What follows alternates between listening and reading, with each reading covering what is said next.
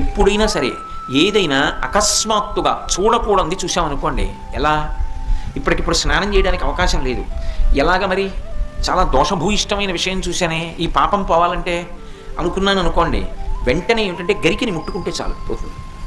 తీవ్రమైనటువంటి పీడకలు వచ్చిందనుకోండి, ఆ పీడకల పరిహారం అవ్వాలనుకోండి ఏ అభిషేకమో చేయించుకోవాలి. శక్తి లేదనుకోండి, మీరు అన్ని పూజలు చేయించుకున్నట్టే. స్నానం చేసి ఒకసారి గరికని ముట్టుకుంటే చాలు, స్నానం చేయకపోయినా చెప్పులు ఇప్పి గరికను ఒకసారి ముట్టుకుంటే చాలు.